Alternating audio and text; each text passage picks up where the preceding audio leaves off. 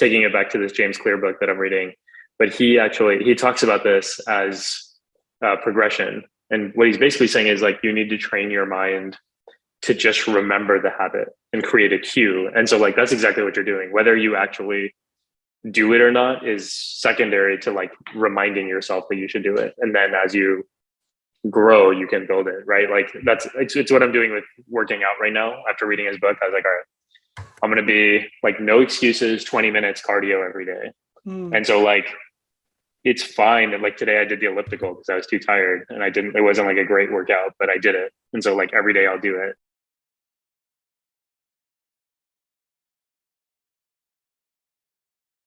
Vaheguru Ji Ka Khalsa, Vaheguru Ji Ki Fateh. Hello, everyone. My name is Navpreet Singh. You may know me as Nav the Poet. This is the Rooted in Sikhi podcast, where I have conversations with fellow Sikhs to discuss the role our Sikhi plays in navigating the world. Today's guest is someone that I can't wait to speak with, so allow me to introduce him. Dr. Simran Jeet Singh is the Executive Director of the Inclusive America Project at the Aspen Institute. Recognized among Time Magazine's 16 people fighting for a more equal America, he is an Equality Fellow with the Open Society Foundation's Senior Advisor on Equity and Inclusion for YSC Consulting, and a visiting professor at Union Seminary.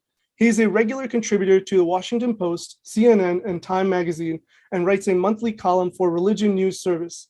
Simran is the author of The Light We Give, How Sikh Wisdom Can Transform Your Life, and he lives with his family in New York City. He's also a friend of mine, an incredible person that I feel privileged to know. Simran Jeet, thank you for joining me today. How are you doing? I'm good. And thank you for having me. This is going to be fun. Yeah, I really appreciate you taking the time out. I know you're busy. So I just want to dive into it. But before we begin the conversation properly, I wanted to quickly share that, as I mentioned in the intro, the purpose of the podcast is to explore the influence of Sikhi. And having been familiar with your work to some extent, I thought you'd be a great guest. Once the interview was confirmed, you sent a copy of your book, which totally appreciate. And it's amazing, by the way. I'm not just saying that. I texted you personally, so you know this. Thank you. But what stuck out to me the most is that like 5 pages into it, I realized you are the perfect guest for this subject matter, because literally your entire book is exploring your journey with Sikhi.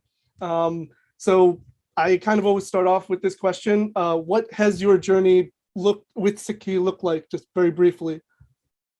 Oh, it's a good question. And as you say, I talk about this a lot in the book. And, I guess the short of it is I was born and raised in a Sikh family. My parents immigrated from Punjab in the 70s, and I was born in 84, and named for, Sikh activist and political leader Simran Jeet Singh because of the political context in 84 then. And we were a household where it was really important to maintain a connection to Sikhi. My parents were really intentional about that, and they had to work hard to do that because there weren't really any Sikhs around where we were. And so I guess for most of my life, at least most of my childhood growing up, Sikhi was part of who we were. We were highly aware of that. It was important to our experience of the world and how we looked at things.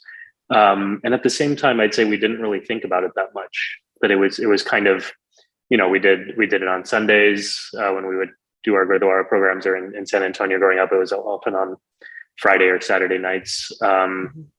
We would sometimes learn at home, in the evenings doing, Gurmukhi lessons, or like with my Dayaji who lived with us, or reading history books or whatever it was. I mean, it was interesting.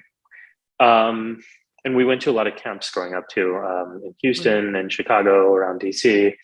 And those were really formative for us too. So there was always like a connection to Sikhi.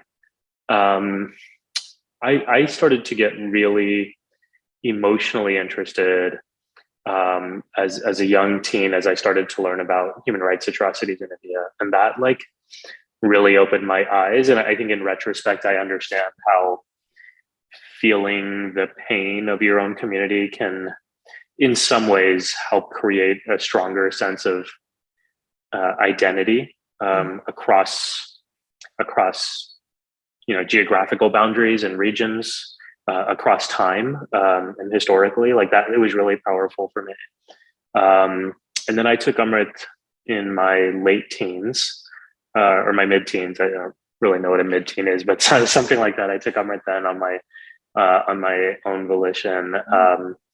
And I think, the last thing that I'd share is it was in college when I started to really study Sikhi seriously. It was right after 9/11. I was getting really interested in understanding socially what was happening, the racism as it picked up and what our community was going through, and trying to figure out how to help. But the actual, I guess the most powerful and the thing that sustained me, the most powerful experience was really starting to study Sikhi in depth. I started especially with the formation of the Sikh Research Institute, which at the time was based in San Antonio. And there were a lot of really cool, thoughtful, young professional Sikhs there who had a different take on Sikhi that I had encountered before. I mean, it had always been somewhat informed, but I had never really scratched beneath the surface. Right. And the people that I started talking to, they were like, "Oh, if you look deeper, there's something really different and really powerful here." And so I started studying, especially with the Sikh Research Institute. And the first Bani I really dug into was Asagilat or Asabilat. And it just, once I started actually studying it and doing it in Sangat with other people and understanding some of its deeper meanings, I started to realize how powerful the message of Sikhi was. And to me, it was almost, it was shocking in some way. Like, how could I, and I share this in the book, like, how could I have this precious gift under my nose or in my blood all these years and not even know it? Like, there were so many important answers to questions that I've been looking for. And so that to me was like the moment where I was like, oh my God, it really solidified my appreciation, I think, for Sikhi and put me on a path to what I'm up to now. Yeah. A lot of what you said is similar to me. I grew up always with like the principles. I went to Gurdwara every Friday, even was in like classes and sort of taught by my parents in a general sense. But once I started exploring it on my own was when I really started to internalize it and make an effort to embody the deeper elements of Sikhi. And so I get what you're saying a lot there. And you mentioned your book. There's so many events and moments in your life that you discuss in there that help you on your journey. And I want to discuss them, but what exactly was the motivation for writing this book? It's such a tough question to answer, because I mean, I guess for me, a big part of what I've devoted my life to has been focused on helping people in our community connect with Sikhi. And that's always been at the core of what I do. I mean, there's a lot of other, I think, elements of my work and my approach, but really it was this feeling of, man, if I had just known what this tradition had to offer us earlier on, like my life could have been so much better. And I really feel like there's some truth to that, right? Like a lot of people say this and they say it in different ways. And we often sort of roll our eyes and we're like, what a cliche. But to me, it really does feel like there's something transformative about Sikh wisdom. Guru Angad Sahib says this, right? He says, "Balihari Gurapane Devhari Sadvar Janmanaste Devte Ki Karatma Lagivar." He's talking about like what is so magical about our gurus. It's that they transform us from regular people into superhumans, into extraordinary beings. And this is part of our teaching, that every one of us has that potential inside of us. We just have to learn how to access it.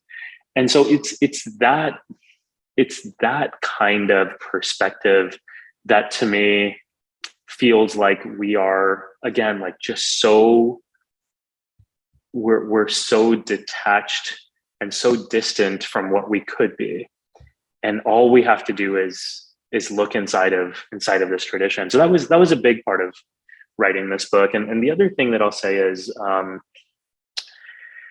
I never thought that I'd write this as a memoir. Like, I never intended to put it into my own story. And my vision always was, let me just do the kinds of things that giants in our community have done, right? Like Professor Saib Singh or Gan Singh Nabba, right? Like, let me just create resources that help people connect. Sure. And the more that I started preparing it and developing it, the more my theory of change evolved. And part of what I've learned is that people's behavior really changes when they feel personally connected to the material. Right. And one of the best vehicles for that is storytelling.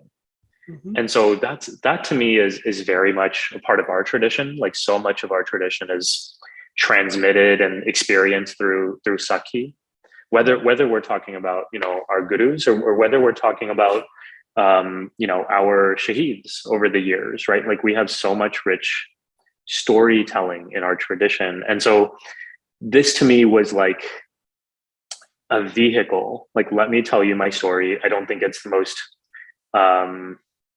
incredible story. I don't think it's the most dramatic story. Actually, those were two really big obstacles for me, actually, even writing in my own story. Like, I kept saying to my editor, I was like, I'm not that interesting. And he kept saying, that's true. But also for an outsider who's not Sikh, yeah, your story is really interesting. Like, we've never heard a story like this before.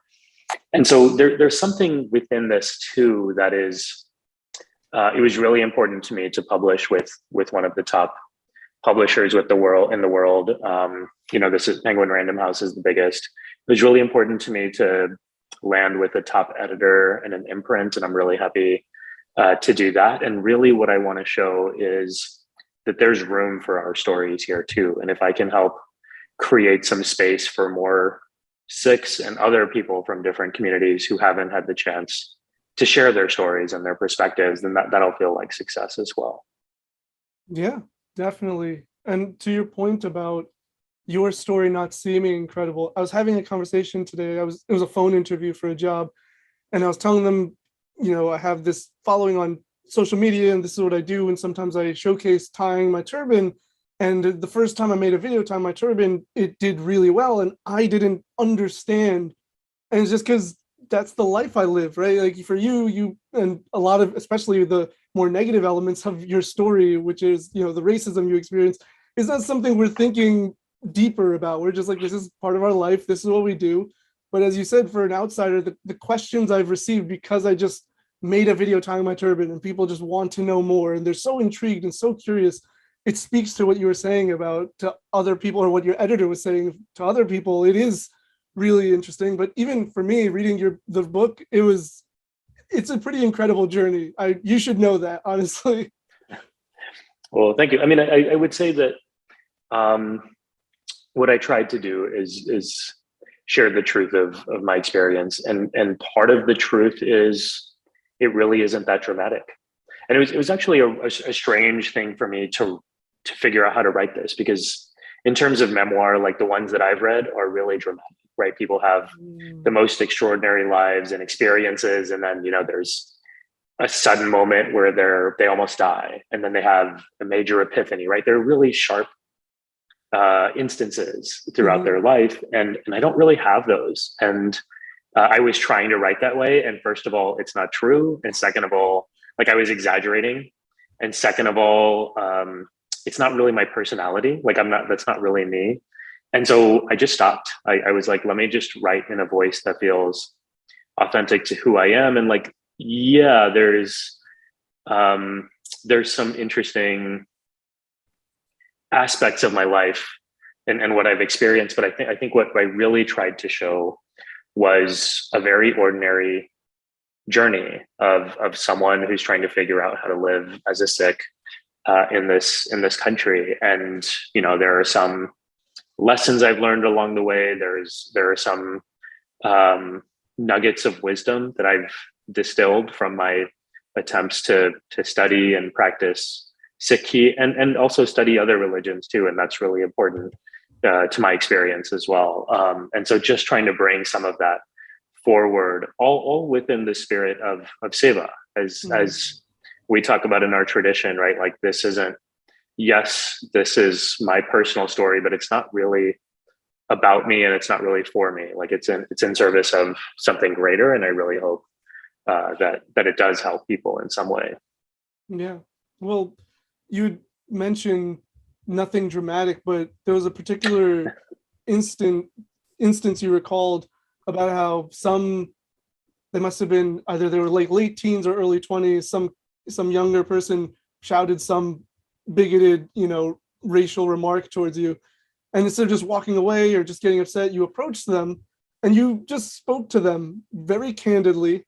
And at first they tried to defend it and you were like, that's not what's going to happen here. I want to actually explore this. And yeah, that's nothing dramatic. It wasn't like this big confrontation, but it's a genuine, earnest moment that you took the time to apply Sikh principles to your life. And at the end result was that person realizing what kind of mistake they made, not just like, oh, my bad, but it was like, oh, okay, I really, what they were doing was just so out of, pocket. And so for me, at least, it speaks to exactly what you're saying, but how even the seemingly mundane is just as important sometimes. Yeah, I love that. I love that observation. And I think what it brings to mind for me is that so much of our experience as people is done in reaction to what's around us. So much of what we do is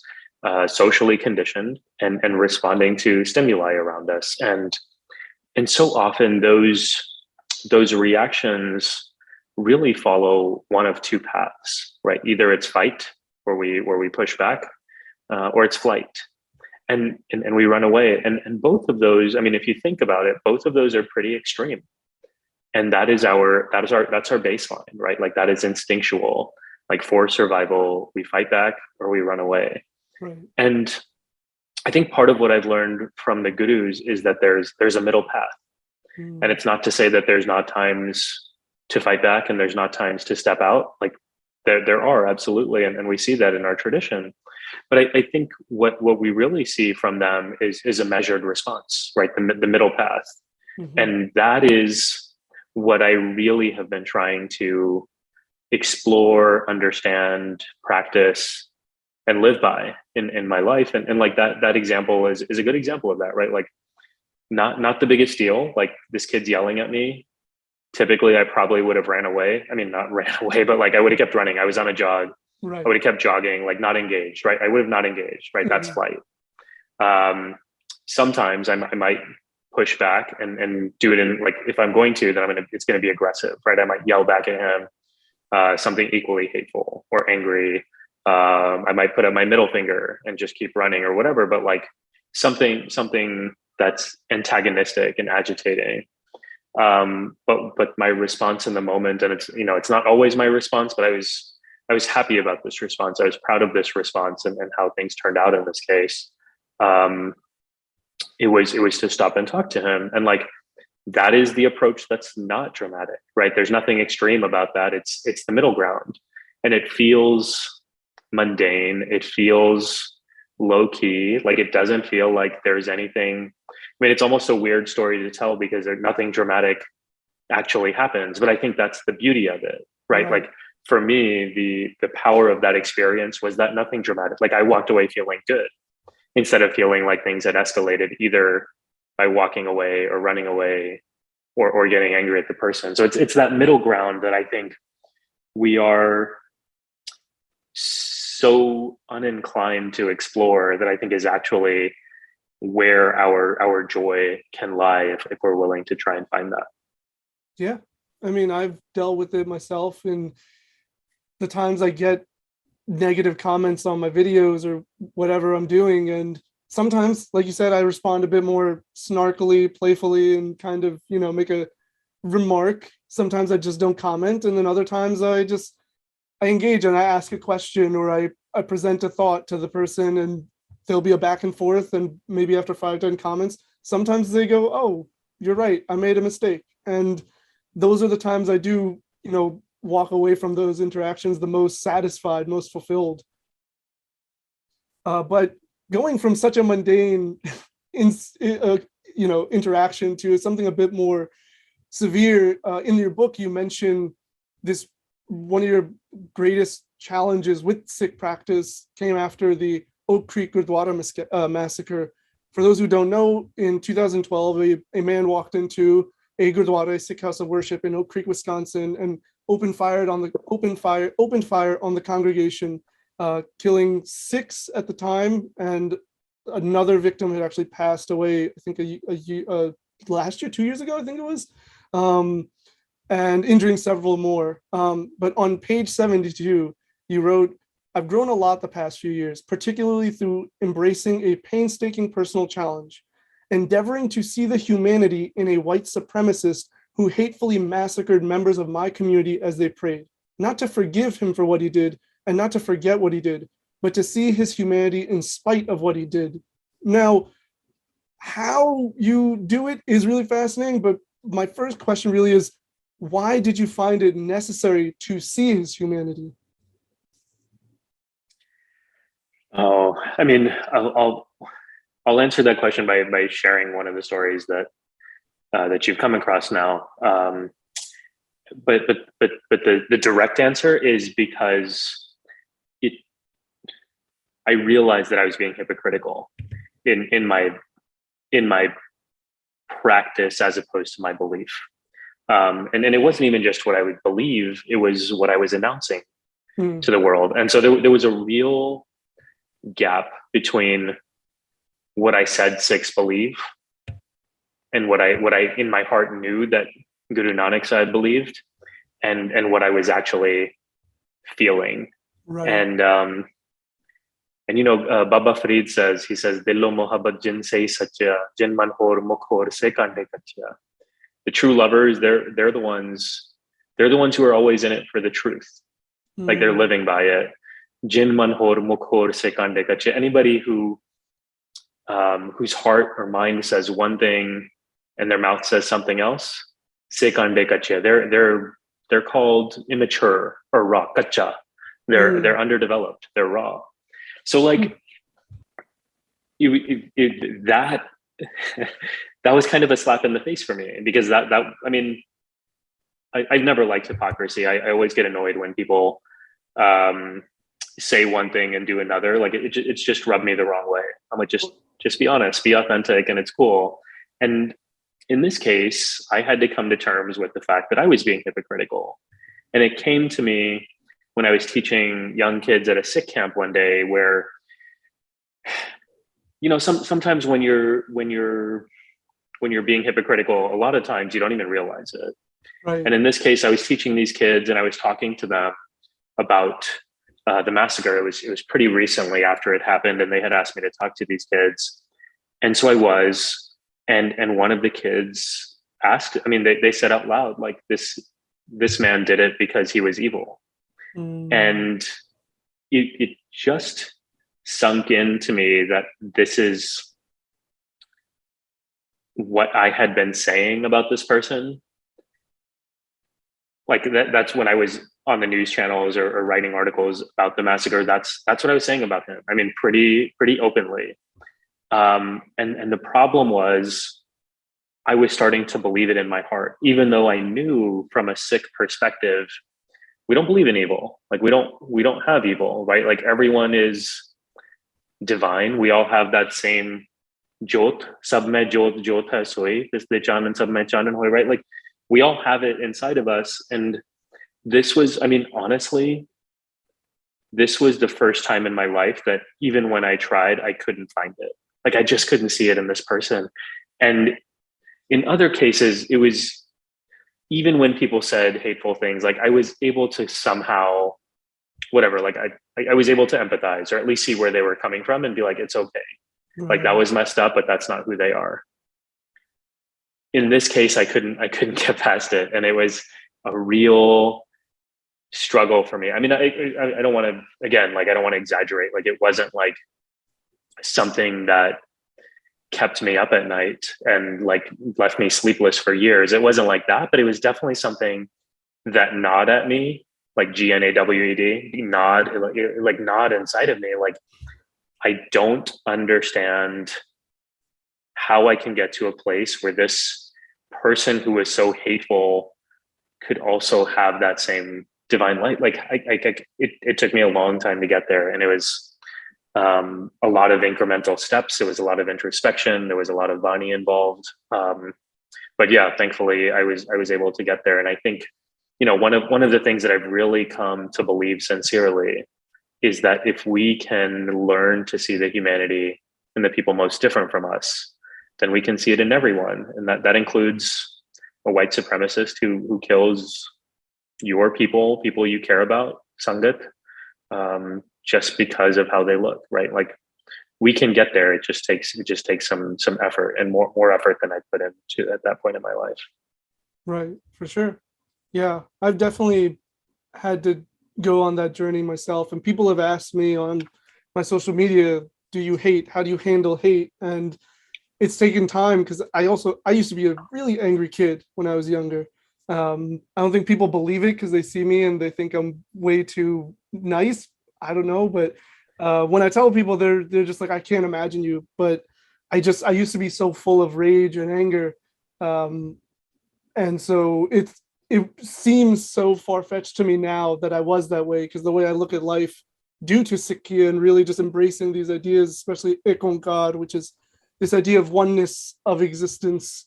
What's like, obviously you can't go into full detail, but how did you at least start to explore that whole element of seeing the humanity in him and just everyone? Yeah, I appreciate that. I mean, I think that this, for me, and I think, this will be true for a lot of Sikhs, getting into the deeper meaning of Ekonkar is actually a really influential experience. I mean, I guess, the point is, for so long, it just felt superficial to me, right? Mm-hmm. Like, oneness, like, sure, like, yes, I believe that. I believe the world is interconnected. I believe everyone has Vaheguru inside of them. Like, that felt easy. And in fact, like, my two young daughters, like, they get it. We talk to them. They're like very young, and they've understood it since they were 3, honestly. So it's not that complicated of an idea. And so I didn't really appreciate the depth of it, which I've come to start studying in my more recent years. I wouldn't say I appreciate it fully yet, but I'm appreciating it more and more.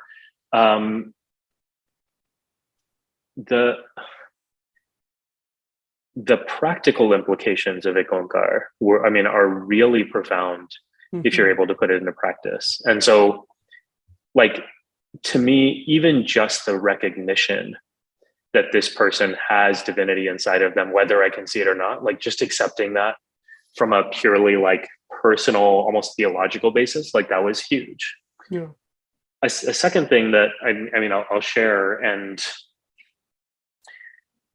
I think can be really helpful, it's been really helpful for me, is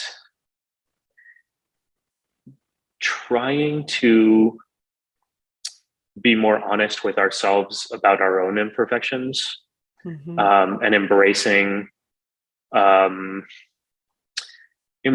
a practice of humility, so that going against the grain of our culture, right? Like, in our culture right now, we constantly have to pretend like we're perfect.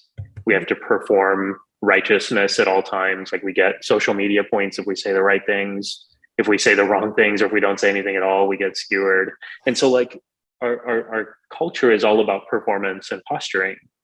And what we really need to do, I think what Sikhi has taught me to do, is to really have that inner journey of saying, here's where my imperfections are. And there are a lot of upsides to doing that, right? Like, there's a lot of growth that can come from it. And one of those is empathy, right? Like, when you are able to be honest with yourself about your own imperfections, and it's a lot easier to expect or to accept others, right? You're not expecting them to be perfect because you're not perfect. And then you have to have a little more room for grace and forgiveness. And so for me, that was a really important part of dealing with my anger for Wade Michael Page. And it was really interesting, like in a way, like it has very little to do with how you, like it doesn't start from how you see this other person. It starts with how you see yourself. And I think that's in so many ways like what spirituality is all about, right? Like it's that inner journey that we're looking for that is going to produce the happiness. And I mean, just the last thing I'll say here, like this is what Sikhi teaches us, and a lot of religious traditions teach us this, right? Like that joy, the anand that we're looking for, it doesn't come from outside of us, right? No one's going to give it to us. We're not going to find it out. We're not going to find it out in the world in a certain place. Like it comes from within, and we just have to put in the work and the practice to get to a place where we find it. And so, yeah, I think that's a part of a larger spiritual picture here. Yeah. Similar to you, I've only more recently started to understand the depths of Ik Onkar and like live or embrace that in my mind. And there are fleeting moments where I get it for a quick second. I'll be out in the world, just like walking, and you just suddenly feel like it's all just like I get the feeling, and then something happens, like a car almost runs me over, and then I get brought back out of it just because of things like that. But it's so tricky. But the moments that I feel it make me crave it more, and that's so much of what our gurus talk about. That like sweetness, that nectar that they speak of in Bani, of just like if you can get that, you can really just like conquer the world in your mind, essentially. Yeah, totally. I mean, it's so interesting to me that I'm reading right now this book called Atomic Habits by James Clear. I read it once a year actually, so this is I think my fourth or fifth time reading it. And one of the things that he talks about there that I think lines up really well with what we find in Sikhi is this paradox that we all live by, which is what we all want at the end of the day is joy, right? Like that sustaining long-term happiness. We might call it anand in our tradition, or sahaj, or something like that. Right. And the paradox is, while that's what we want, our daily behavior is governed by those short-term comforts. And in so many ways, that's what prevents us from finding that long-term happiness. So it's almost like it's those momentary, fleeting moments of happiness that we're chasing on a daily basis that make us lose sight of what we're really chasing at the end of the day. And so it's not just this juxtaposition of happiness and joy, right? Like the fleeting moment versus the long term. It's also like the inversion of it, where happiness, like that, chasing that momentary happiness can actually take you away from where you actually want to go. So anyway, it's such an interesting observation you're making here, because I feel like that's really true for me, and it's true for a lot of people. And you know, it may look different for myself than for other people, but we all have those things that, I mean, we might call them vikad in our tradition, right? Like the things that take us away, the things that delude us, the things that, you know, upset us or whatever it is. And yeah, and it's just something I've been thinking a lot about the last few days. So it's really interesting that you brought it up. Sure. Yeah. Shifting focus from the book for a moment. So I had mentioned this to you before we started. I was looking through your social media, and I wanted to find like a tweet or a post that I could kind of, you know, explore more. But I quickly noticed on Twitter that you discuss many issues, many topics, and it makes sense. As a Sikh, you know, we're instructed to work towards sarvat da pala, which is the well-being of everyone. So you cover so many different issues within different communities and different, you know, worldly, you know, subjects. And I find it fascinating though, because it's got to be a lot to keep up with, not just because it is so much, but I imagine it's mentally taxing. I mean, me covering Sikhi one whole week on social media is exhausting for me. So I imagine covering all of this must be exhausting. How do you address so many issues, and how does Sikhi help you remain, like sustain you and keep you focused and not get too worn down? Yeah, I mean, I'll be honest and say I'm definitely not on as much as I used to be. And I would say, like, for a lot of people that's super intentional. For me, it just kind of happened. I think the big moment for me was when the pandemic hit. My wife she's a physician. We're here in New York. She was in the hospital all the time. I was home with the girls, and I was just like, I don't have time anymore. And that, like, we haven't had any caretaker since, and I'm the primary day to day with the girls, and so time is like the biggest constraint. So that's the honest answer. Like, a lot of people might say, well, you're still posting every day, you're still on, and like, that's true. But before, it was like, I would say, to an unhealthy degree, I was on all the time. I was thinking about it all the time. Like, it was really fun for me. And so if the question is like, how do you not get exhausted by it? I was like, actually, I really enjoyed it. Like, it was one of the things that I think I get this from my parents, and their perspective on the world. They from a young age, they taught us that every interaction is an opportunity to educate people, or to make people better, or to create a connection. And so, like, I think this is true for my brothers too, but it's definitely true for me, that interacting with people is energizing. Like, I've always enjoyed that, and always have found meaning in it as well. I will also say that there is some strategy to the persona that I have online, and it's not super constructed. It's not like disingenuous. I mean, I feel like I'm authentic and show up as I am.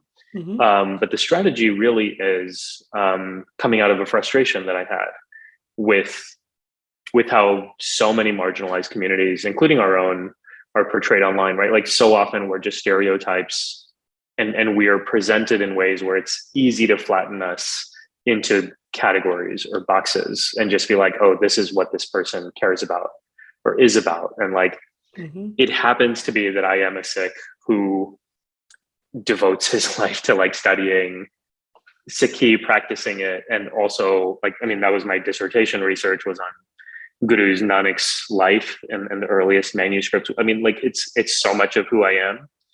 But I don't want people to think that I'm just one thing and that Sikhs are just one thing. And so it's from the beginning, it was always important to also talk about sports, which I love, and to talk about books that I'm reading, and to talk about my kids. And like, the one thing that's changed over time is, well, in addition to posting less frequently, is that I don't talk about the kids so much. Like, and we definitely don't use photos because of some security and safety concerns that we've had to deal with. But like, aside from that, I try to show up as myself, and I tell my terrible dad jokes that I've always loved. Everyone's like, oh, since you became a dad, and I'm like, no, this is a forever thing for me. So yeah, it feels really important to me to show up as myself, whatever context I'm in. Yeah, well, one tweet I came across that I just thought was hilarious was it wasn't that what you said was hilarious, just like describing you, it perfectly encapsulated you. It was you were like asking for a poll of taking out the trash. Is putting the new bag also part of the responsibility? And I just thought, like, it just highlights what you're talking about. If you also just don't, it's not just, it is 24/7 for us in our heads, but for the sake of how we want people to understand us, it's not just, talking about Sikhi or whatever issue might be needed to discuss. You provide that, it's and I just, as someone who also loves dad jokes, I just really appreciated that sense of, humor, or whatever you want to call it. Yeah, thank you. I mean, not to take everything back to the source, but like, there's a lot of humor in our tradition too, right? Like, if you look at some of these Sakhis, the gurus are portrayed as having a good sense of humor. Bani has a good sense of humor. Like, there are some places in there that you might come across it and laugh out loud, just as all sorts of other reactions. And like, I don't know, for me, it's like, what's the point of any of this if we're not figuring out how to enjoy life? And to me, like, that's what Sikhi teaches us, right? Like, there's nothing wrong with enjoying life. We don't have to deprive ourselves. We don't have to punish ourselves. Like, the goal of life is to find joy. And so, like, just like, you don't have to. So that's one thing. And then the other thing I've learned, and I mean, I've been guilty of this, so I'm not like recusing myself of this, but I'm also like, it's also something that maybe you learn through experience, and this is how you mature and gain wisdom. But definitely there have been periods in my life where I've gotten caught up with the performance of things, like trying to show that I'm better than who I am or different from who I am. And like that, and the research is bearing this out too, right? It's not just me. But behavioral psychologists are finding this, like that is unsustainable, right? Like, pretending to be someone you're not is, it's exhausting, and it's unsustainable. So it's not going to last forever. And then you're gonna have to figure something else out, right? Like, you'll have an identity crisis. So anyway, I've just learned that just being yourself is part of that experience of not just joy, but also sustainability, right? Like, that's where you can ensure that you are constantly coming up with the energy, because everything is aligned, right? That's a Konkar at the end of the day. Right. And you had mentioned being active on social media was in part because of how our community, other communities, marginalized communities were being portrayed. And one line you had in your book, it's from page 75, you said, even when people saw us, they didn't actually see us. No one knew who we were, specifically referring to the fact that, especially after 9/11, there's been a lot of confusion of Muslims and Sikhs, and what defines a terrorist. I put it quotes because obviously there's no one definition, but obviously we both feel that representation is important and it has a value to our society. Has there been a time you've felt properly seen or represented in media? And if so, what was that? Oh, it's a good question. I can tell you the first time I felt it. Sure. It was, I remember it pretty vividly, actually. It was Spike Lee's movie Inside Man. And I knew there was a Sikh in it. I didn't know about Waris Alawali at the time. But I knew, I had been told that there was a Sikh character in there, that he was assumed to be a terrorist. And I was like, okay, like, let's just see. And I watched it, and I must have been 20, 22 when I watched it. I mean, I wasn't I wasn't gray dowdy hairs like I am now. It came out when I was 6, so yeah. And at the time, like, I couldn't even remember a Hollywood movie that had a Sikh character with a speaking role, right? Like, usually you have them and they're like cabbies or whatever up until that point. Right. I'm sure there were a few here or there, but this one felt different, and it was Spike Lee, so it was like one of my heroes. And they get to the scene with Waris, and I remember watching that and being like, oh my God, that's exactly how I would react if I was in that situation. Mm-hmm. Like, I could imagine myself being in that situation, like getting arrested because people are like, and like immediately after 9/11, people will remember that on the national news, we were seeing Sikhs being arrested. Like, up until this point, we had never seen Sikhs on the national news in this country. Mm-hmm. And then suddenly after 9/11, like, people we knew were being escorted by police on national television, like police with guns and all that stuff.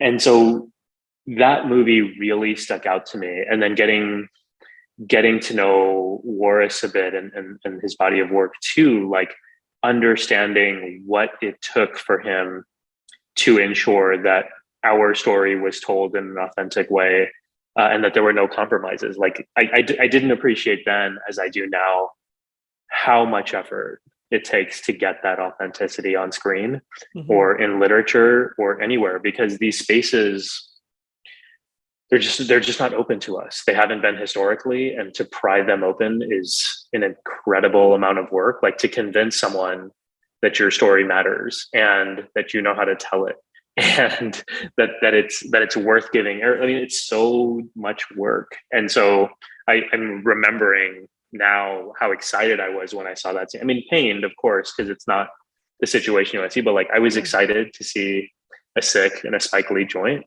And also now I look back at that, I'm like, man, what a moment for our community. And it's not like, again, like, not one of those super dramatic things where like everyone will be like, I remember where I was and it was a watershed moment for us. But for me, at least, it really feels like it created something different for us. Yeah, I get that, because I was watching the first Wonder Woman movie, and the movie takes place in World War One. That's the setting of it. So they were at like a British train station or something, some train station or whatever, about to take off. You know, the troops were about to take off. It was only in the background, but I saw some Sardars in the background at this train station, and they were in, you know, army attire. And I just thought, someone either knew or researched that Sikhs were heavily involved in the British Army during the World Wars, and they thought, yes, we should have, like, it's such a small, minute detail in that instant. But I remember just like kind of like sitting up in my chair. I was like, oh, wow, that's just, I appreciate that bit of just effort. Yeah, exactly. Sometimes I'm like, it's a little sad, but still, like, that's more specific than seeing, a cab driver or a Quickie Mart owner kind of thing. This is just like, that's a historical fact that, and a lot of people do even know this. A lot of people that I talk to are like, Sikhs served in the World Wars, right? I was like, yeah, there were like 100,000 of us. So it was a moment of kind of like pride for me, just like you were describing, where I was like, oh, wow, it didn't need to be done. And they did it. That's why I feel, I appreciated it. Yeah. Yeah. And I mean, I think part of the conversation around representation is that it's not enough, which I totally agree with. And I think that's important for us to remember, that like, representation is not liberation, right? Maybe it's a step towards it. But I also think that it's important to celebrate steps when you take them. And the fact that, we are now starting to enter into these spaces, we're starting to get some footholds in industries that we haven't had before.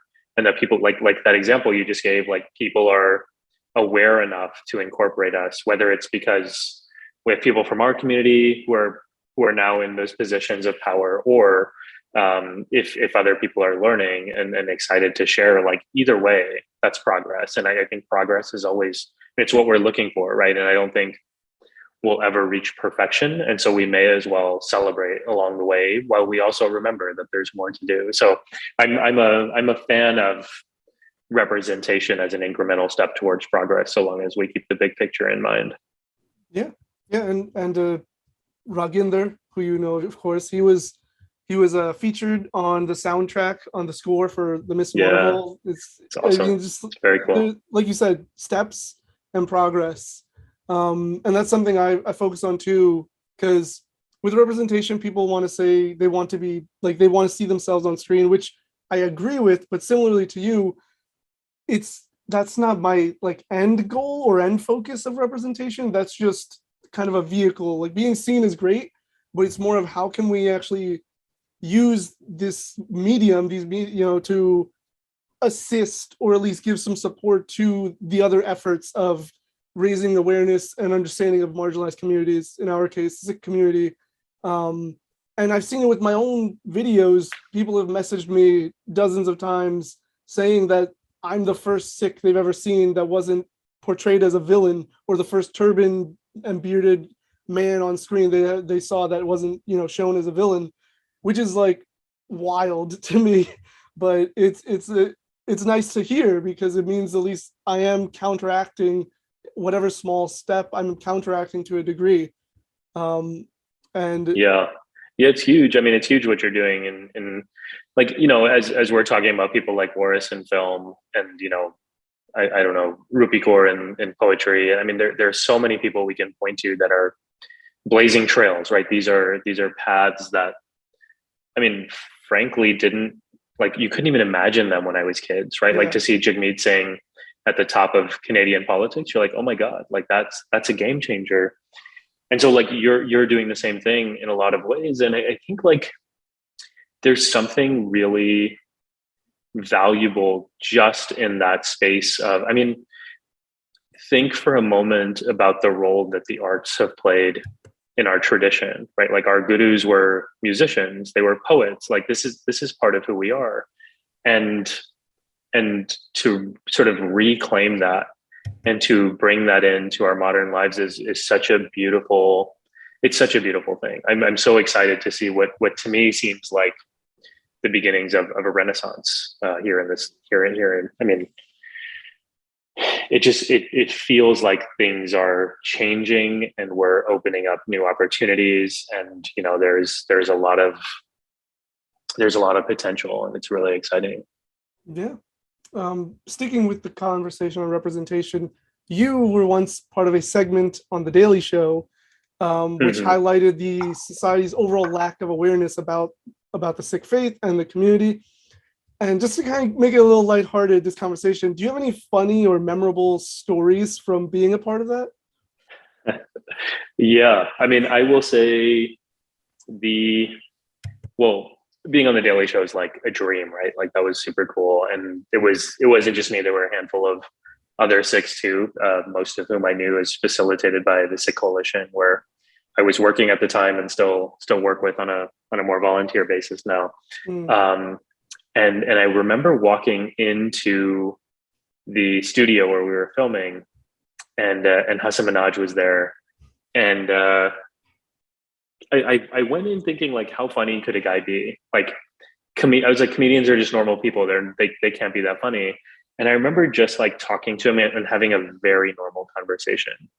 And this was before he was like as big as he is now, but he was still a Daily Show correspondent, so like a big deal. And I walk in and we have a very normal, like pretty serious conversation. Like he told me about his childhood, like having Sikh friends growing up, how he always felt for the Sikh community, you know, sort of like very earnest, very kind, but not funny. Like he wasn't funny at all.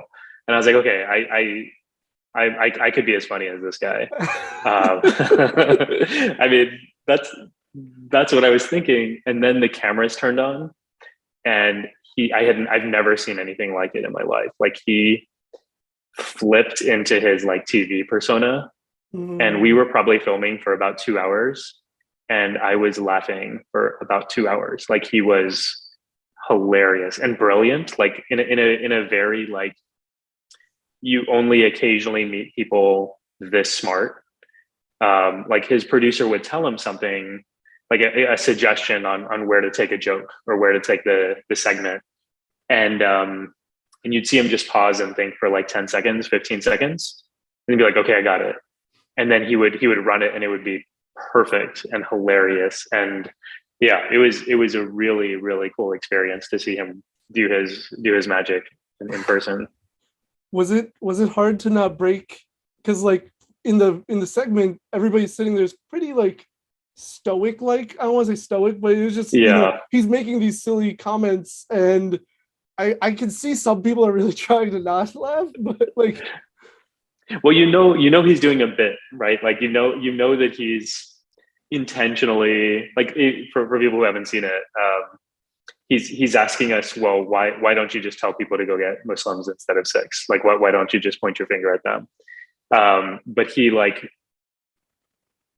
going over the top, and they told us, they were like, your job in this segment is to explain why not, and like just do it in like a normal way and pretend like he's asking you normal questions. But like it's hard enough to like pretend like ridiculous questions aren't ridiculous, but to do it when it's like a hilarious comedian like taking it to another level, I mean, it was really tough to sit there with a straight face.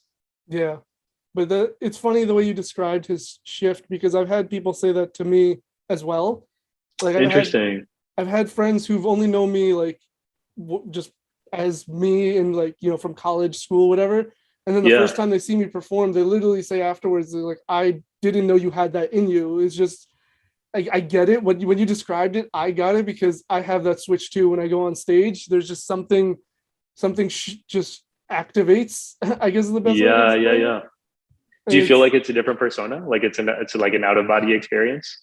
It's definitely an out of body experience. I can sometimes be so attentive of everything I'm doing and everything I'm seeing while I'm performing. So like my mouth is moving, the words are coming out, but my brain is like almost in another view, another realm, and I'm viewing myself. It's wild. I can't explain it well, but there's like I can think while I'm performing of other things. I can think about like what I'm going to have for dinner later in the evening, even though I'm performing. My brain just That's so activates on a interesting. new level. It's when I'm really on, like when the because Like Matrix. some days, and some days I'm just not on or whatever. But there's sometimes where, especially with like a really good audience, I elevate into a whole new stratosphere of just performance. And the audience feels it too. Like I can feel it from the audience while I'm performing, and then I feel it, and then like that also enhances it because I'm feeling it from them, and then it just builds. It's so, Yeah, I don't know if that's I can very explain cool. it honestly. Yeah. Oh, I mean, I've seen people try and like represent that on in film, or like I've read people describe that before, but it's different. Like I definitely haven't experienced that, so I'd be really interested to know. Yeah. Yeah, I would love to talk about it more sometime. But I have one last question for you before we wrap this up. So part of your book is titled The Light We Give: How Sikh Wisdom Can Transform Your Life. Why do you feel Sikh wisdom should be shared? Like I get the idea of it can transform, but why do you feel it's so invaluable? Yeah, I mean, it's a totally fair question, and I think one of my concerns with the title was that people would feel like it's evangelizing. Like, Mm, are they? Do they think I'm out here to convert them? And like, definitely not. Like, I'm not into that game, and I don't really think our tradition plays into that kind of model. But I would say like part of part of what I'm hoping to do with the book, and like I mean, I'll say up front that like this is not my wisdom. I'm not trying to present myself as like some spiritually like advanced person or a guru or whatever, right? Like it's not that. It's more like um I feel it feels clear to me that people in our world are struggling, they're suffering. mm, What we have created societally is not working. Um, their ways of thinking are causing more pain, not less. And there are some specific antidotes that I think are available to them through Sikh teachings. And so, for instance, like in the US, our lives are so self-centered. mm, Like the individual identity comes before anything else. Like that's the most important thing that we can comprehend in the American West. And that's not true in Sikhi. Like in Sikhi, ego is actually the most dangerous thing. Like that's what prevents us from finding suffering. And so it's flipping our understandings on their head and saying, you know what, there's a different way of living that if you just understood it and lived by it, it could create happiness for you. And to me, like part of this project has helped me understand that these teachings that our gurus shared with us, they're not just for us, and they were never just for us. They're for anyone who wants them, right? Like exclusive claim to divinity was never part of the gurus approach. Like they were always out there sharing what they had, and anyone who was interested was welcome. And so to me, it's almost like this labor of love where, I mean, it's almost as simple as saying like, I just want other people to have access to what I've had access to, and I've loved it. I've learned to love it. It's made my life better, and I think it could help other people too. So it's trying to extract, in some ways, the universality of the teachings that could help anyone and everyone without trying to lay claim to, some sort of supremacist, I'm better than you because I follow this religion kind of thinking. Like, it's not about that. It's more like, these are some very basic principles that I draw from Sikh teachings that have changed my life. And there's a lot more in here if you're interested. And I'm interested, and I'm trying to mine it too for my own personal growth and development and happiness. But yeah, it's really like, let me introduce some of this to you, whether you're coming from a Sikh background or elsewhere. Like that, it all felt really important. Yeah, I agree. I feel pretty much everything you said. I don't know if it's just our journeys happen to be very similar, but so much of what we talked about today was just everything that I've thought and felt. And it's especially in the last 10 years, I want to say, because similar to you, like I said in the beginning, I grew up learning it a certain way, or learning about Sikhi a particular way. And it was only, I don't even want to say it scratched the surface. It was just so surface level. And then starting to at least delve into it a little deeper has allowed me to transform my life. That's awesome. Yeah. So where can people find you on social media? Let's see. You'll have to help me with this, actually. Twitter, I'm Simran. Instagram, Facebook, Sikh Prof. And then TikTok is also Sikh Prof. So thank you. Yeah. TikTok, I'm starting. We're getting there. Yeah, we have to actually work on that. But thank you for joining me. This has been an amazing conversation. It's pretty much everything I was hoping it would be. As I mentioned before we started the podcast, I'm just like unsure of what I'm doing. So I'm glad things are just going smoothly, or at least in a way that I can make work in editing. Yeah, I feel you. Yeah. But anyway, for everybody, you can find me on social media, Nav the Poet, on Instagram, Twitter, and TikTok. Vaheguru Ji Ka Khalsa, Vaheguru Ji Ki Fateh. Vaheguru Ji Ki Fateh.